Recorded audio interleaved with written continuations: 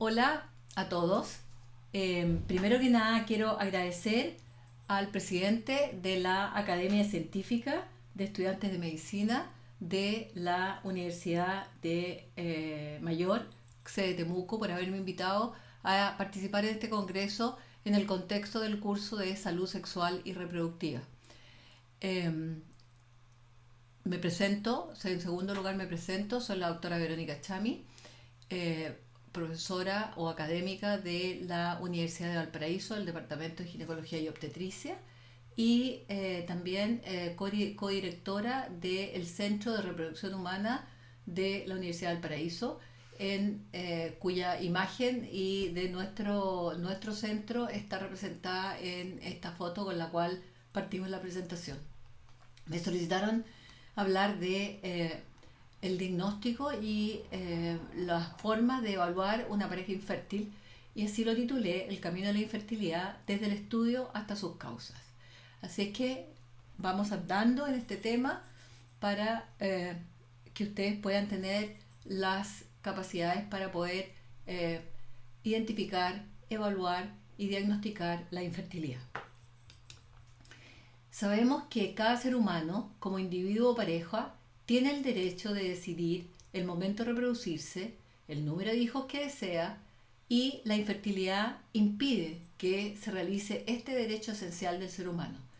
Hay una variedad de individuos en la actualidad que se incluyen parejas heterosexuales, parejas homoparentales, mujeres mayores, individuos sin pareja y otros con ciertas condiciones médicas como los sobrevivientes del cáncer que van a requerir del médico general, del ginecólogo general y del experto en reproducción para tener una oportuna derivación a los centros de reproducción para que tengan la posibilidad de reproducirse.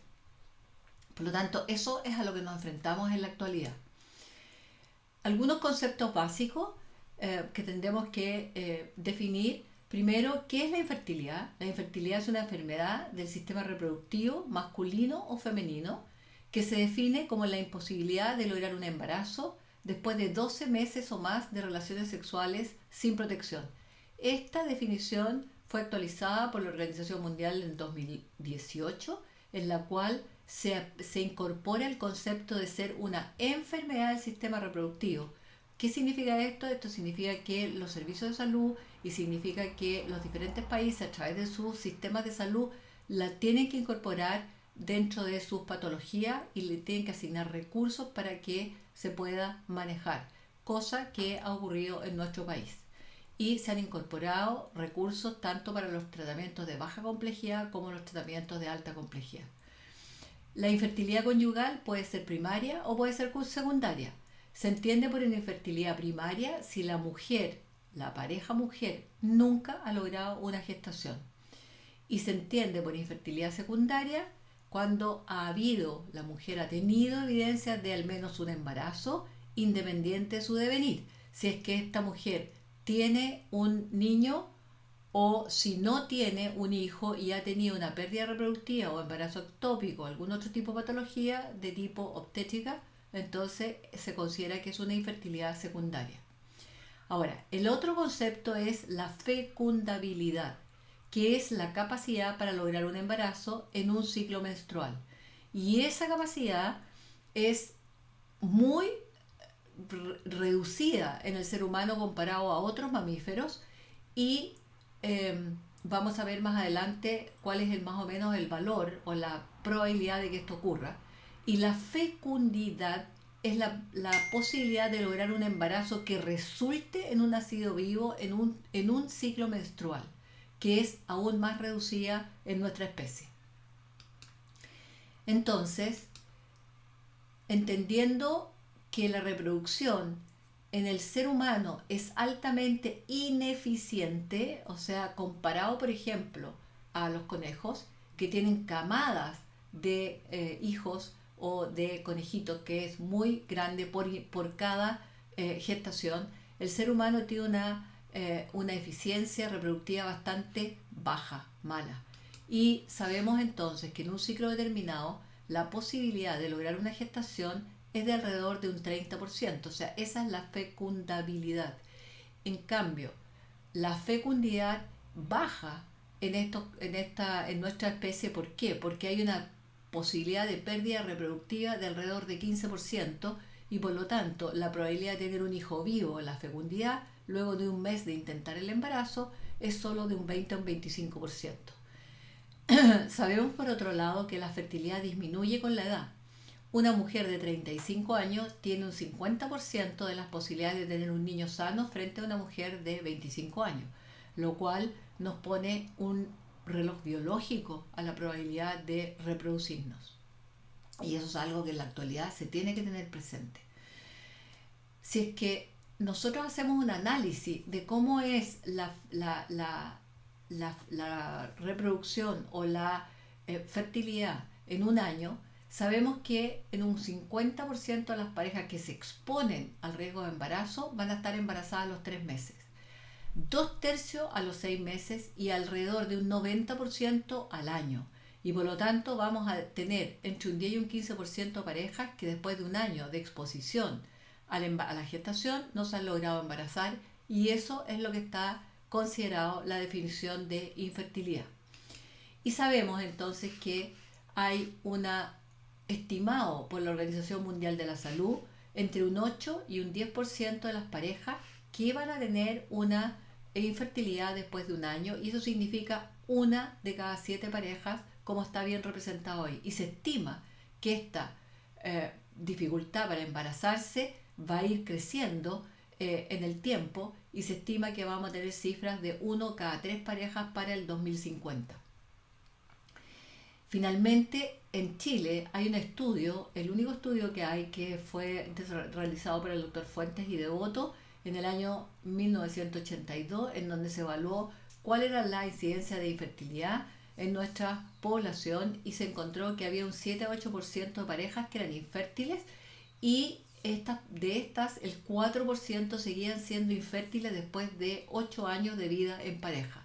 Por lo tanto, estos datos nos hablan de que la infertilidad es un problema importante, prevalente, que requiere que le pongamos atención y que la identifiquemos tempranamente para poder tener la mejor opción de resultado con los tratamientos que vamos a definir que requieren. Entonces, hay un aumento de la infertilidad, y eso ¿a qué se puede deber? En el fondo, hay factores de tipo demográficos y de tipo de intereses de la pareja que van postergando la fertilidad. Y entonces uno de los factores que más influye en que hay un aumento de las parejas que tienen dificultades para embarazarse es la edad. Y esto se debe a que hay uniones conyugales más tardías, o fundamentalmente porque la mujer se ha incorporado al mundo laboral y ha postergado la maternidad. Tiene otros intereses: desarrollo laboral, desarrollo económico, conocimiento del mundo, etc. Y por último, deciden que la maternidad la postergan, y eso significa que cuando toman la decisión de exponerse al embarazo, la edad está siendo un factor terriblemente negativo para esto. Hay cambios en la conducta sexual también. Sabemos que hay una sexualidad que se inicia temprana y precozmente, muchas veces sin protección, y eso ha determinado un aumento en la enfermedad de transmisión sexual, con todas las consecuencias que esto tiene sobre el sistema reproductivo. Hay una mayor liberación del aborto, que también es un factor que puede secundariamente producir patología tuboperitoneal y uterina. Hay otro factor importantísimo, y que lo estamos viendo en todas las estadísticas nacionales, que es el incremento de la obesidad. La obesidad es clara que está establecida que es un factor negativo para la infertilidad, tanto para el hombre como para la mujer. Y les voy a mostrar algunas tasas de cómo influye, cómo aumenta el riesgo relativo de infertilidad con el grado de obesidad. Y finalmente hay tóxicos ambientales y otro tipo de tóxicos que pueden determinar una disminución de la fertilidad. Entre ellos, indudablemente, que tenemos el tabaco, tenemos el cannabis, y tenemos otro tipo de fármacos, el alcohol, que van a influir negativamente sobre la fertilidad. Por lo tanto, todos estos elementos los tenemos que tener presentes, y tenemos que trabajar y influir en la pareja respecto a estos factores de riesgo de infertilidad.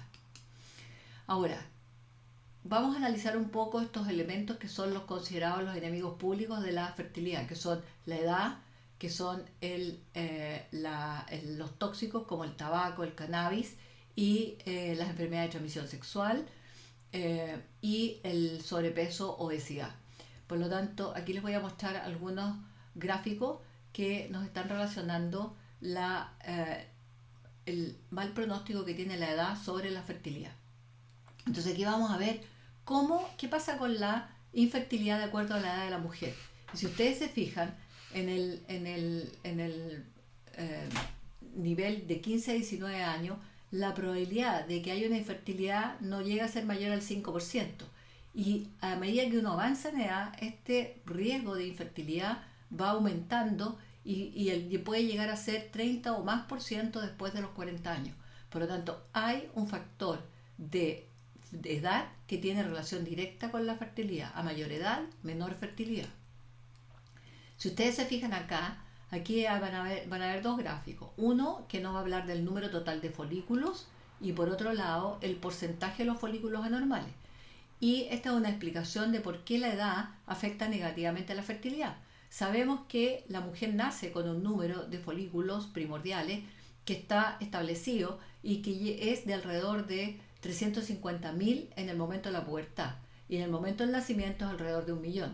La pérdida de estos folículos primordiales o ovocitarias es progresiva, nunca se detiene, independiente de la edad, independiente del uso de anticonceptivos, independiente si está embarazada o no. Hay una pérdida de folículos primordiales progresiva en el tiempo y que se ve asociada a una alteración de la calidad de estos ovocitos. O sea, a mayor edad la calidad ovocitaria es más mala y por lo tanto tenemos estos dos factores que son una disminución de la reserva ovárica por pérdida de la masa ovocitaria y por otro lado un aumento de los folículos anormales determinados por la edad y por los diferentes factores que están afectando a esos ovocitos. Y este punto hay un punto de cruce de estos dos factores que es alrededor de los 35 años. Y sabemos que después de los 35 años la pendiente de la curva de fertilidad es mucho más importante, la pendiente de la pérdida ovocitaria es mucho más importante y la pendiente de los folículos anormales es mucho más significativa. Y por lo tanto tenemos que tener este elemento que está explicando un poco por qué la fertilidad aumenta con la edad. Y finalmente, correlacionándose con esto que hablamos anteriormente, vemos en esta curva cómo la tasa de fertilidad baja con la edad y simultáneamente la tasa de aborto aumenta con la edad. Por lo tanto, una mujer mayor de 35 años tiene mayor dificultad para lograr una gestación y si logra esa gestación tiene una mayor probabilidad de una pérdida reproductiva. Y esto un poco es para ejemplificar cómo la edad y por qué la edad afecta la fertilidad de la mujer. Entonces, el segundo punto que tenemos que analizar es el punto de el sobrepeso o el índice de masa corporal. Está absolutamente demostrado que el riesgo relativo de infertilidad tiene relación con el índice de masa corporal y son los dos extremos. La mujer que tiene un índice de masa corporal bajo, 18, se ve en las mujeres que hacen anorexia, en las triatléticas, en las deportistas de alto rendimiento, etc., en donde hay un aumento de la fertilidad por un bajo índice de masa corporal. Pero por otro lado, la mujer que tiene un índice de masa corporal mayor de 25 y que es sobrepeso y especialmente mayor de 30, que es la obesa, tiene un riesgo relativo que puede duplicarse o triplicarse comparado con la mujer que tiene un índice de masa corporal normal. Por lo tanto, el sobrepeso, la obesidad, así como el peso bajo excesivo son factores negativos para la fertilidad con ambos aumentos del riesgo relativo de infertilidad. Y nosotros vamos a ver ahora cuáles son las tablas de la prevalencia de obesidad y sobrepeso en nuestra población y esta es una encuesta del Instituto Nacional de Estadística que probablemente después de la pandemia va a ser bastante más significativa, pero les está en rojo graficado la mujer en la edad reproductiva, que es entre 25 y 44 años, y si ustedes se fijan, un tercio de las mujeres tienen sobrepeso y un 20%, un 23, 25% tienen una obesidad con un IMC mayor de 30 y un 2.7% son obesas mórbidas. Por lo tanto, si nosotros analizamos esto, tenemos una población de mujeres en edad reproductiva que tienen una alteración del IMC por lo menos en 2/3 de ellas. Eso significa que tenemos un tercio de pacientes que tienen un índice de masa corporal normal. Y por lo tanto, todo este factor de sobrepeso y obesidad va a afectar negativamente la fertilidad. Y también lo mismo se está viendo en el hombre, y en el hombre también la obesidad tiene un efecto negativo sobre la fertilidad. Ahora, ¿qué pasa con los tóxicos? Y de los tóxicos, el que quiero graficarles acá es el tabaco. El tabaco está ya demostrado que es un tóxico importante para la fertilidad. Y en este metaanálisis que les muestro acá, que fue publicado en el Human Reproduction en el año 2008, hay una evaluación de todos los trabajos publicados de cómo el tabaco afecta a la fertilidad.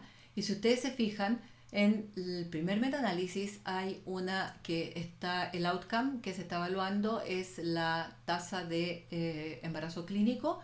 Es significativamente menor en el grupo de fumadores comparado con el grupo de no fumadores. Y eso le da un odds ratio de 0.56 con un intervalo de confianza de 0.4 a 0.7, lo cual es muy, muy significativo. Y por otro lado, no solo hay una disminución de la tasa de embarazo clínico de los fumadores, las fumadoras, sino también hay un aumento de la tasa de aborto por el grupo de embarazadas. Y ese riesgo relativo es de 2.65, o sea, el odds ratio es de 2.65 con un intervalo de confianza de 1,3 a 5,3.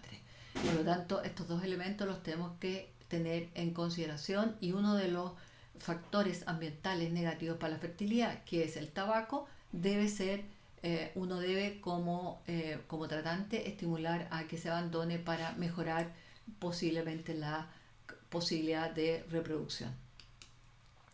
Por lo tanto, entendiendo que hay factores que son ambientales, que son etarios, que son de comportamiento, de calidad de vida, que hay que modificar para mejorar la fertilidad, o hay que educar para mejorar la fertilidad, vamos a definir a quiénes vamos a realizar el estudio de la infertilidad.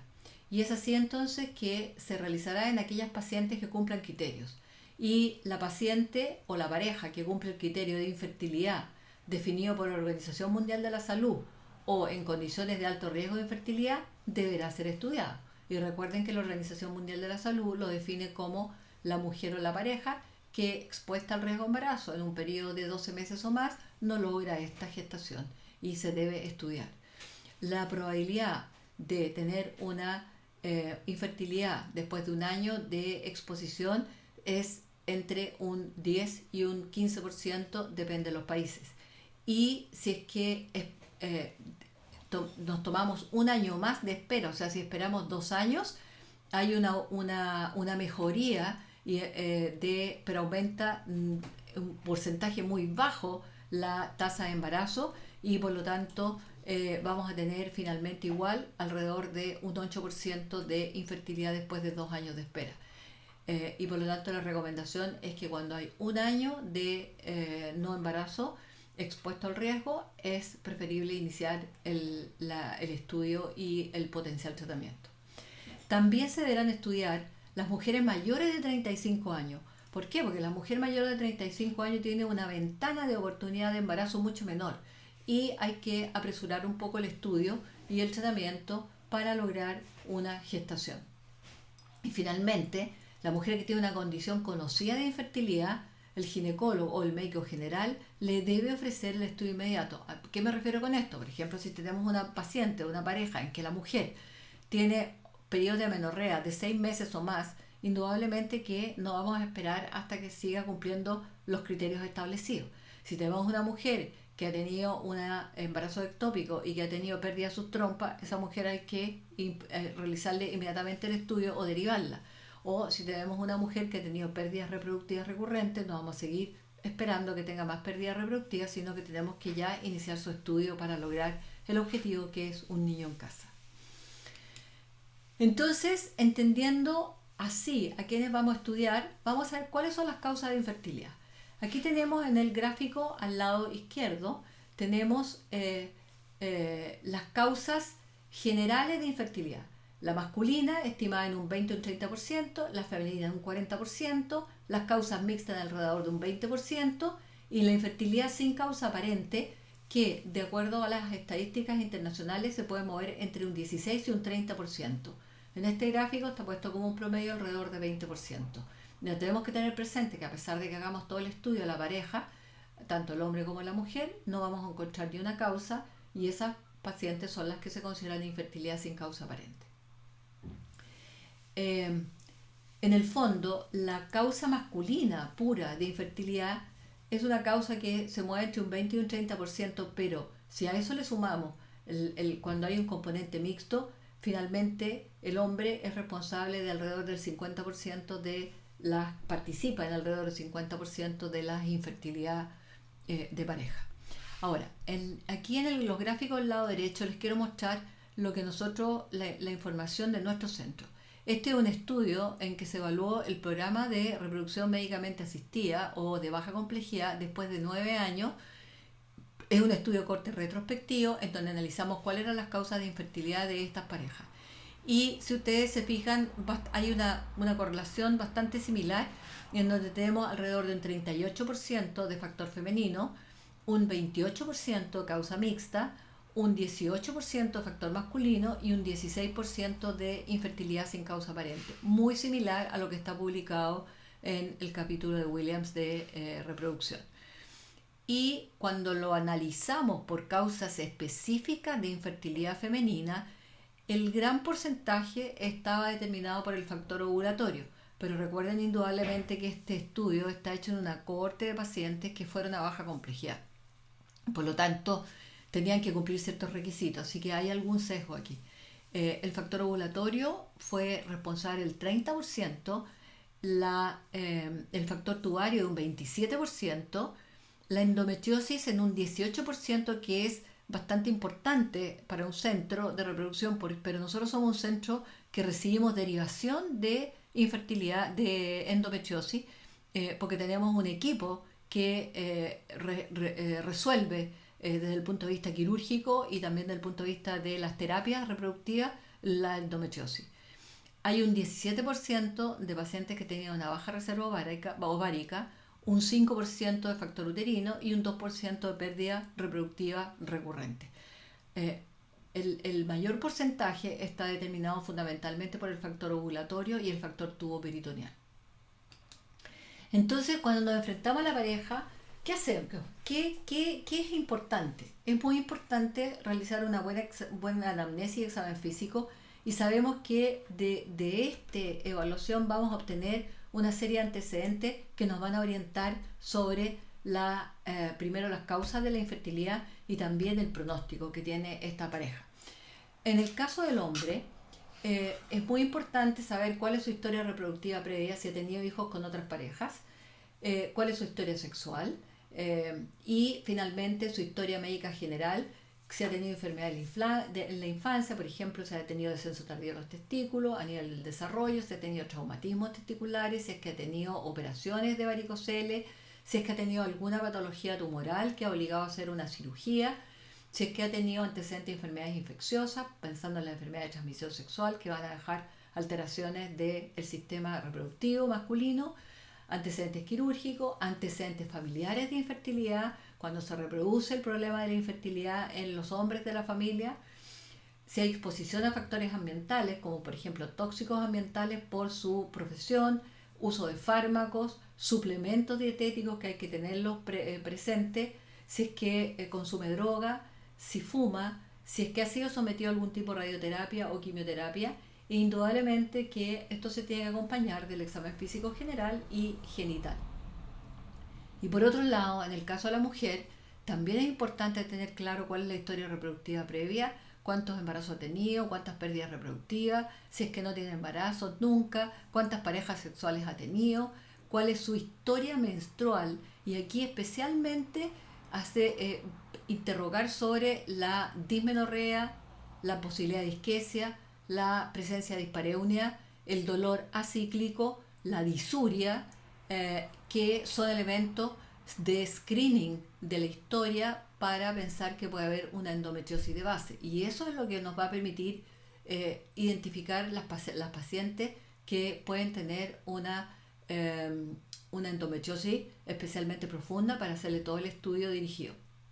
La historia médica general hay que tomar especial atención en la parte endocrina, cómo está la glándula tiroidea, si hay patología tiroidea, la galactorrea, si es que tiene evidencia de hirsutismo, de acné, que nos pueden orientar a una anovulación crónica, enfermedades infecciosas, enfermedades de transmisión sexual, si es que hay algunos antecedentes quirúrgicos de cualquier tipo que involucren el abdomen y la pelvis, una apendicitis, una peritonitis, alguna cirugía por un tumor ovárico, por un quiste, etc. Si es que hay antecedentes familiares de infertilidad, hay antecedentes de menopausia precoz o temprana. Recuerden que la menopausia precoz es aquella que se presenta antes de los 40 años y la temprana entre los 40 y los 45 años, que nos va a orientar que en la familia puede haber una mayor probabilidad de que las mujeres repitan este fenómeno. Factores ambientales también, como tóxicos, fármacos, el uso de fármacos, las drogas, el tabaco, radioterapia y quimioterapia, porque son tóxicos gonadales, estudios, si es que se han realizado estudios o tratamientos previos, e indudablemente complementar esto con el examen físico general y genital. Esto es fundamental y nos va a dar una orientación muy importante. Entonces, aquí estamos con la pareja infértil, que ha cumplido los criterios y que sabemos que hay una serie de causas que la pueden producir y ¿qué vamos a estudiar? Entonces nos vamos a ir al hombre en el lado derecho, en donde el estudio fundamental, una vez realizado el examen físico y la anamnesis, es el espermograma. Y el espermograma nos va a dar dos grandes grupos. Aquel espermograma en donde hay ausencia de espermios, que es la azoospermia, y que requiere un estudio específico. Y el segundo grupo en donde hay patología seminal, porque puede haber alteración tanto en la función como en la calidad espermática. Y aquí es donde vamos a tener alteraciones del número de espermio, de la morfología, de la vitalidad, etcétera, que lo vamos a ver más adelante. Y por otro lado, en el contexto de la mujer tiene más factores que están involucrados en la infertilidad y en un sistema un poquito más complejo, en donde va desde la ovulación, en donde la mujer puede que tenga ciclos alejados, oligomenorrea, amenorrea, que nos habla de anovulación, o que tenga estigmas de anovulación como acné, hirsutismo, etcétera, que nos van a orientar que puede haber un factor ovulatorio. Tenemos que evaluar pensar en un factor tubo peritoneal en aquellas personas que tienen antecedentes y hay que estudiarlo. El factor uterino, que puede ser desde el punto de vista de patología estructural, como patología de tipo del desarrollo mulleriano. Tenemos que evaluar qué pasa con la reserva ovárica. ¿Esta reserva ovárica es aceptable o está alterada? Y finalmente la endometriosis se pone como un grupo aparte porque su manejo es un poco diferente y requiere de estudios más específicos. Entonces, estos son los factores que tenemos que estudiar. Ahora, ¿cómo los vamos a estudiar? Vamos a estudiar el factor masculino. Dijimos que había que hacer un estudio básico y que ese estudio básico era la anamnesis del examen físico y el espermograma. E indudablemente que si es que tenemos una historia reproductiva normal o un espermograma alterado, se deberá hacer un estudio especializado y ese es un paciente que se debe derivar porque esos estudios se realizan solo en centros de reproducción, en donde ojalá que esté el tratante, el ginecólogo que se dedica a la reproducción humana, el andrólogo que se dedica a la reproducción humana y el equipo de apoyo tanto desde el punto de vista biológico como desde el punto de vista andrológico para avanzar en el estudio. Respecto al espermiograma, quise como mostrarles cuál era el espermiograma, los valores de normalidad de un espermiograma de acuerdo a la Organización Mundial de la Salud en su publicación del 2010. Acaban de hacer una nueva publicación y se mantienen estos valores, en donde el punto de corte del volumen es 1,5 ml, el punto de corte de la concentración espermática son 15 millones por ml, siempre y cuando cumpla con un recuento espermático total de 39 millones o más, una motilidad progresiva de 32% y total de 40%, y la vitalidad sobre 58%. Y finalmente la morfología, considerando esta como una morfología estricta de Kruger, mayor de 4%. Y las definiciones de cada una de estas alteraciones son la hipospermia, hay una equivocación, hipospermia con un volumen menor de 1,5, la oligozoospermia cuando hay un recuento total menor de 39 millones, astenozoospermia cuando la motilidad progresiva es menor de 32%, necrozoospermia cuando tenemos una vitalidad, o sea, los espermios que están vivos es menor a 58%, y una teratozoospermia cuando tenemos una morfología estricta de Krieger menor a 4%. Y entonces esto es la patología del semen. Y esto van a ser factores que van a, de alguna manera, participar en la posibilidad de la reproducción de la pareja.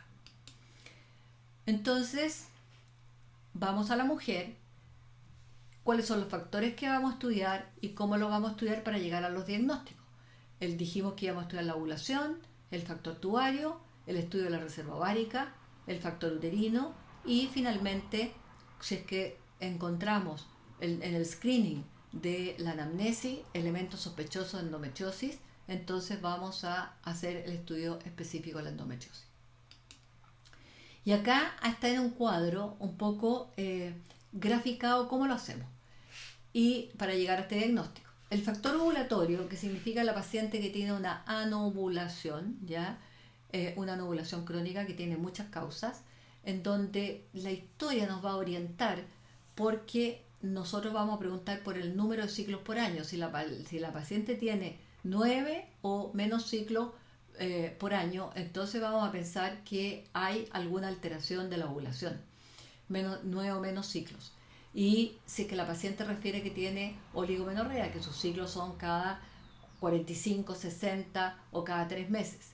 Si es que se acompaña de hirsutismo o de acné, o sea, si es que hay elementos clínicos de hiperandrogenismo, si la paciente es obesa, si la paciente tiene galactorrea que nos haga pensar que pueda tener un problema de hiperprolactinemia, un microadenoma hipofisiario, si es que hay síntomas tiroideos o si es que hay palpación de nódulos tiroideos o palpación de tiroides que nos haga sospechar que puede haber un hiper o un hipotiroidismo. Y por supuesto que todo esto también nos va a llevar a sospechar la presencia de un síndrome de ovario poliquístico, que es la principal causa de anovulación crónica. Entonces, ¿qué estudiamos acá? Aparte de la evaluación por la anamnesis y el examen físico, tenemos que hacer estudios y el estudio fundamentalmente se puede evaluar la progesterona plasmática, que se tiene que solicitar el día 20-21 del ciclo, evaluar la prolactina, el perfil tiroideo, y si es que la paciente tiene una sospecha de un síndrome de ovarios poliquísticos, hay que evaluar el índice de andrógenos libres y hay que evaluar algunos otros elementos como para descartar otras causas de hiperandrogenismo, como es la 17-hidroxiprogesterona, la dehidroepiandrosterona, sulfato, el cortisol plasmático y evaluación con ultrasonografía para evaluar la posibilidad de que haya una patología estructural o tumoral del ovario de la suprarrenal. Y esta pareja o esta paciente específicamente, como es una candidata de elección para ir a un tratamiento de baja complejidad o de tratamiento médicamente asistido, que significa hiperestimulación ovárica con inseminación intrauterina, a esta paciente entonces tiene que realizársele una histerosalpingografía para testear que sus trompas estén permeables y poder definir este tratamiento. En el caso del factor tubario, que la historia que nos va a determinar es que una paciente que tenga historia de proceso inflamatorio pélvico o de enfermedad de transmisión sexual, o que tenga antecedentes de cirugía pélvica o abdominal, o que tenga embarazos ectópicos previos, o que tenga procedimientos invasivos del útero como biopsia o legrado, y que nos puede favorecer la posibilidad que haya una infección de los órganos reproductivos internos subclínica, y que va a determinar que se pueda producir una alteración a nivel de las trompas. Este estudio en estas pacientes se tiene que realizar con una histerosalpingografía, que sigue siendo el gold standard para el testeo de las trompas, y en los casos de que no haya ningún antecedente, la PCR para clamidia nos va a determinar si que está negativa, que es baja probabilidad que tenga una patología de las trompas, y si es que está positiva, alta probabilidad, y tenemos que completar el estudio. Y estas pacientes que tienen estos antecedentes, indudablemente que requieren ser manejadas a nivel de un centro especializado en reproducción humana. Y les voy a mostrar a continuación cuáles son las pruebas para el estudio del factor tubario, en donde tenemos el gold standard para el estudio del factor tubario, indudablemente, que es la laparoscopía. Sin embargo, es ¿qué es lo que nos permite la laparoscopía? Nos permite ver directamente la cavidad abdominal, las trompas, todo en forma en el exterior. No nos permite ver cavidades, y se requiere introducir un medio líquido teñido, como por ejemplo azul de metileno, para ver si es que hay permeabilidad tubaria o no mientras se hace la laparoscopía. Permite hacer diagnóstico y tratamiento de las patologías en un mismo tiempo, pero la desventaja que tiene, siendo el gold standard, es que es un procedimiento invasivo que tiene complicaciones, que requiere anestesia general, que tiene mayor costo, etc. Por lo tanto, no se utiliza como primera línea de estudio para el factor tubario. La histerosalpingografía, que está en el tercer lugar, la histerosalpingografía consiste en la introducción de un medio contraste a través del canal cervical con una cánula especial, y se toman imágenes se hace un seriógrafo y se toman imágenes seriadas del útero, la cavidad uterina, es todo cavidad de las trompas y de su paso hacia el peritoneo. Permite la visualización del útero y la trompa completa por su cavidad, y es un procedimiento indudablemente que tiene exposición a radiación, pero es súper baja, y que puede acompañarse de un porcentaje de infección después de la radiografía, especialmente en pacientes que tienen hidrosalpinx. Por lo tanto, a veces hay que proteger esto con tratamientos antibióticos procedimiento en determinadas pacientes, no en todas. La evidencia dice que la evidencia no justifica el uso de antibióticos en todos los pacientes que van a estudio con histerosalpingografía. Y tenemos otro procedimiento que es la sonohisterosalpingografía, o el HICOSY, que consiste en la introducción de un medio contraste ecogénico a través del canal cervical, y simultáneamente con esto, mientras se va introduciendo, se realiza una ecografía transvaginal, lo cual permite visualizar el paso de este medio a través de las trompas y su caída a la cavidad pelviana o pelviperitoneal. Es desde el punto de vista de los estudios y las revisiones sistemáticas que hay, aparentemente tanto la sonohisterosalpingografía como la histerosalpingografía tienen la misma sensibilidad y especificidad. Sin embargo, la sonohisterosalpingografía no permite tener placas para reevaluar la evidencia del paso del medio a través de las trompas, y por otro lado no nos entrega más información que eso, ¿ya? O sea, no nos permite evaluar qué pasa con el factor tubo peritoneal. Y finalmente la PCR de clamidia o la serología para evaluar si es que la paciente tiene o no tiene o ha tenido o no la infección por clamidia o gonococo. Es poco invasivo, pero no entrega información anatómica, sino que nos dice la mayor probabilidad o la menor probabilidad de que pueda haber una patología tubaria.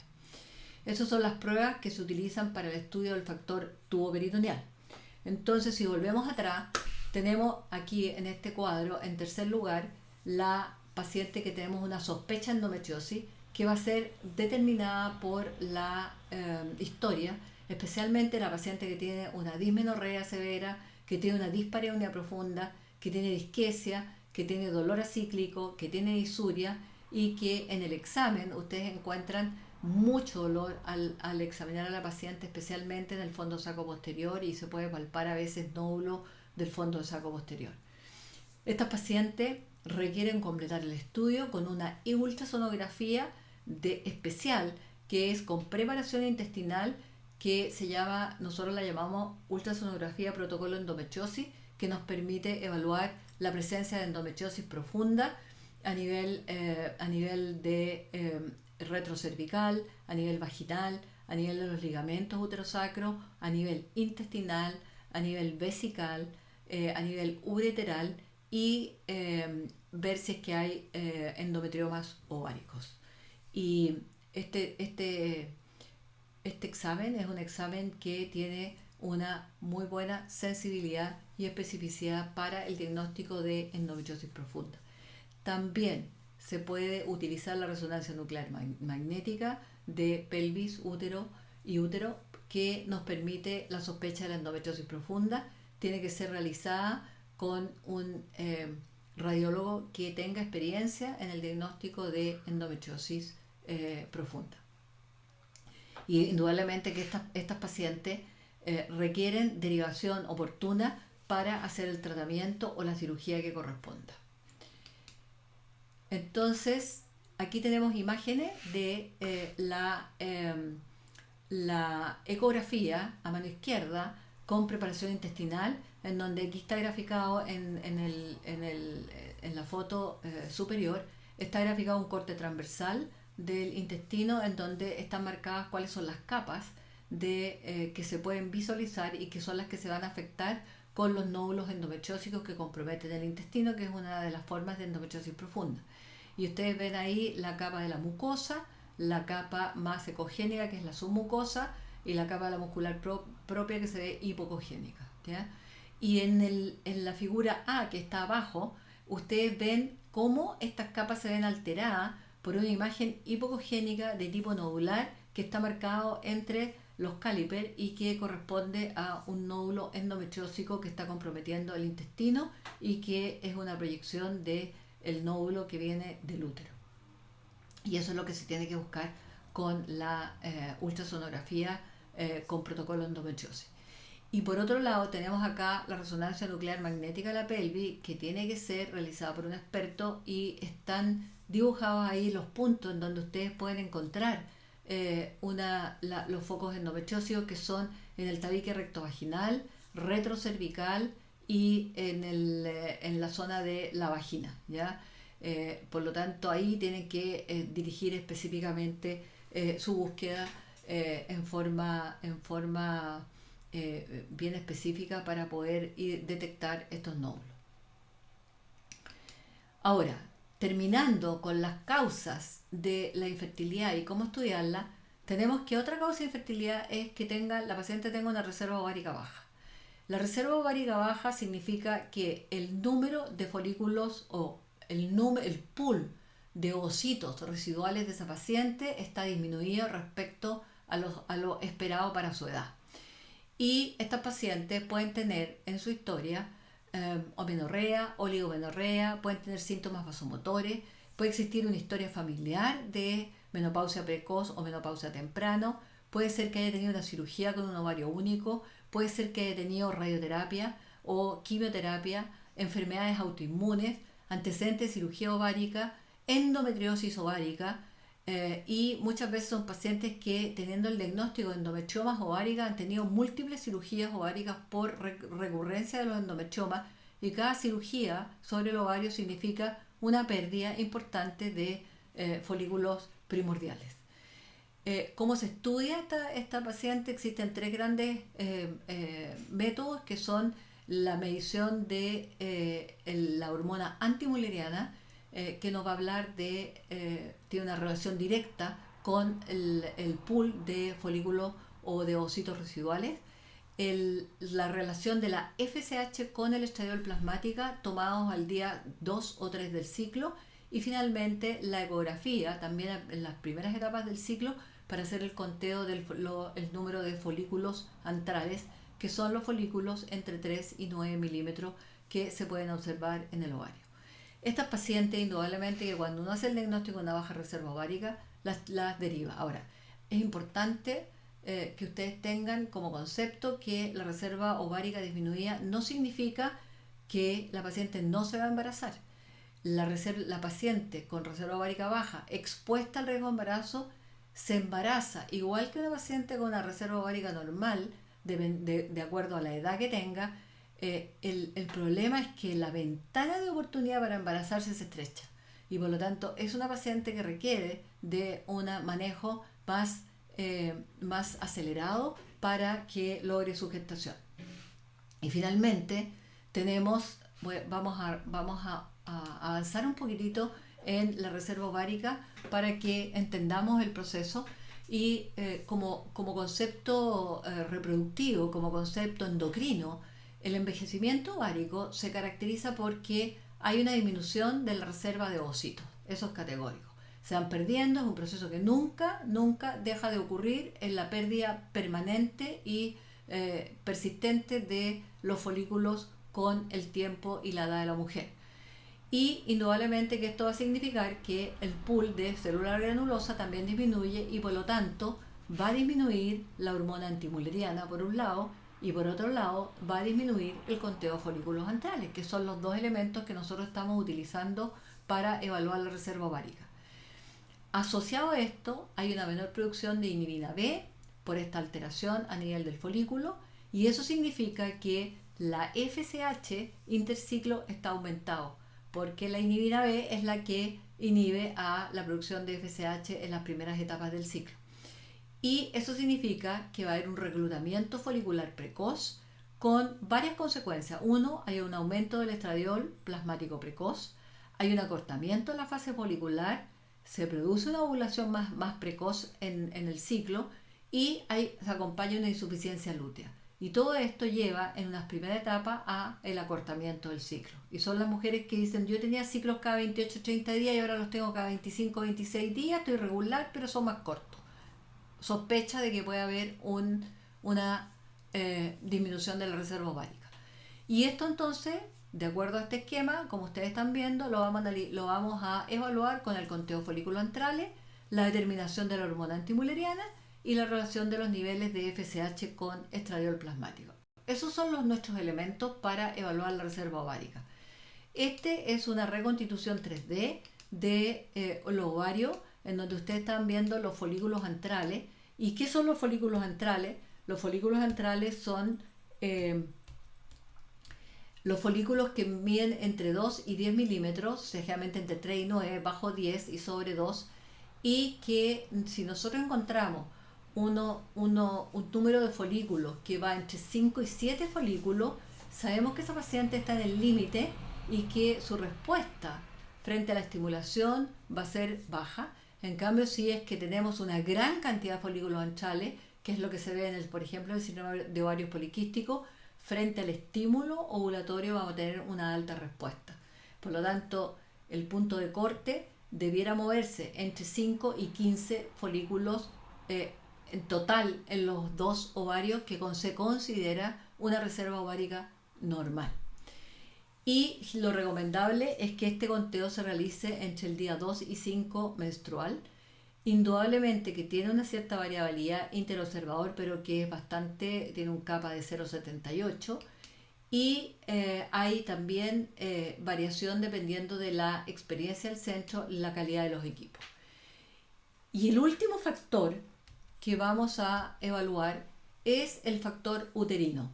El factor uterino se va a caracterizar desde el punto de vista clínico, porque la paciente puede hablarnos de un sangrado uterino normal, nos puede hablar de historia de legrados o endometritis, que nos hará pensar en una sinequia, nos puede hablar de historia de dismenorrea secundaria, que nos hablará de a lo mejor una adenomiosis, antecedentes de malformaciones mullerianas, que le dijeron el diagnóstico que podía tener un útero doble o un tabique, etc.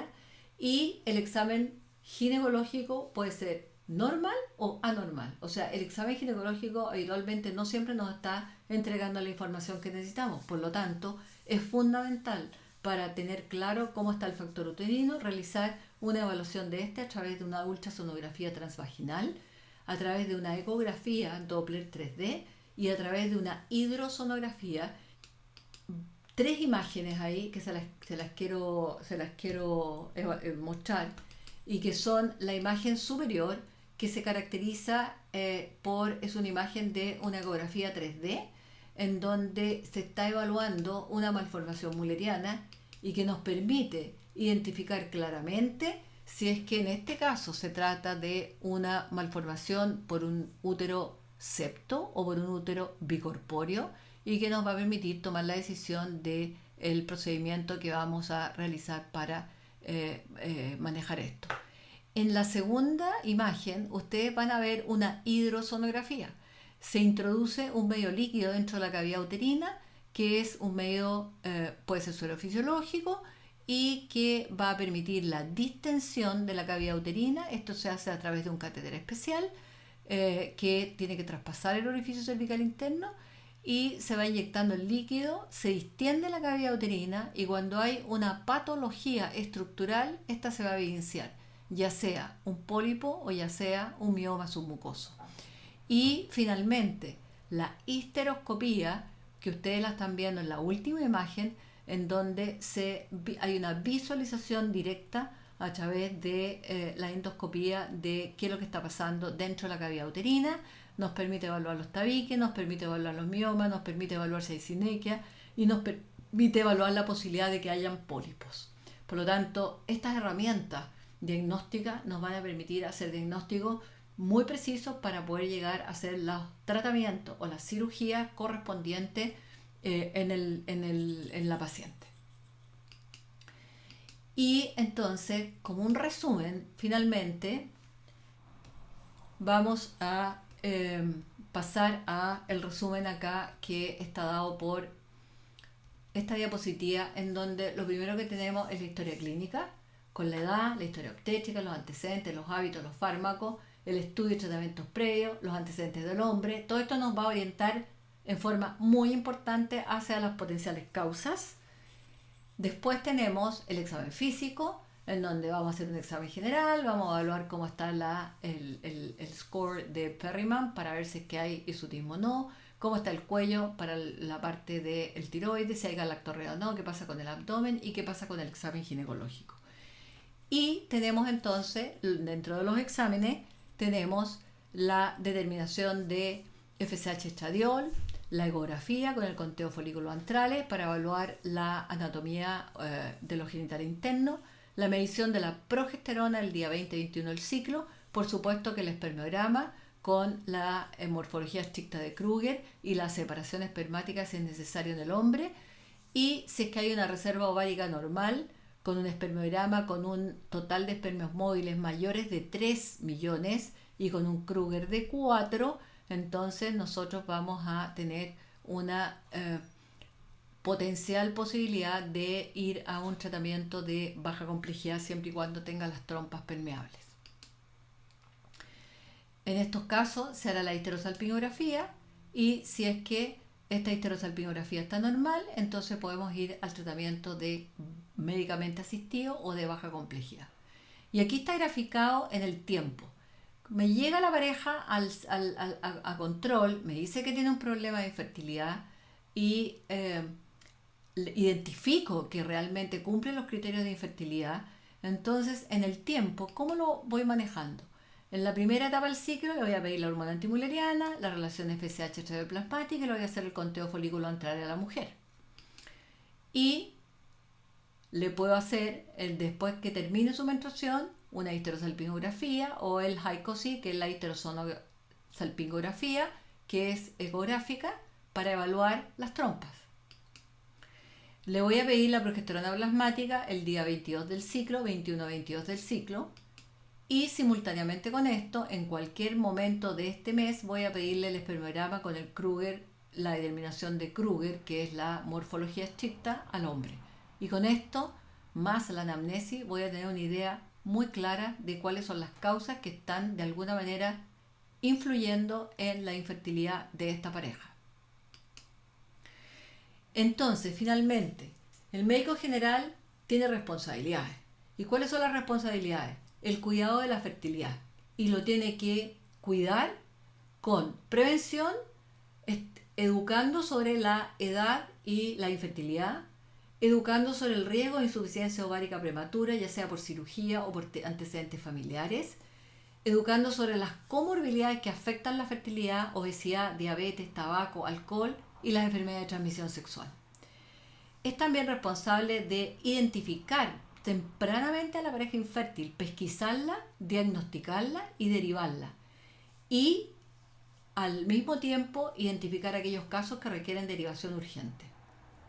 Y finalmente, el tratamiento está a cargo del especialista y se establecen 3 grandes tratamientos que son quirúrgicos, baja complejidad o médicamente asistido y alta complejidad. Y finalmente, junto con el médico general como con el ginecólogo general, tienen la misión de identificar a la paciente y hacer el estudio básico de infertilidad o participar en este estudio básico, evaluar los resultados y realizar la derivación oportuna de tal manera que la pareja tenga su mejor opción de lograr una gestación dentro de un corto plazo y con los procedimientos que le puede ofrecer los centros de reproducción humana. Y con esto entonces quiero dar gracias a la atención que me han prestado.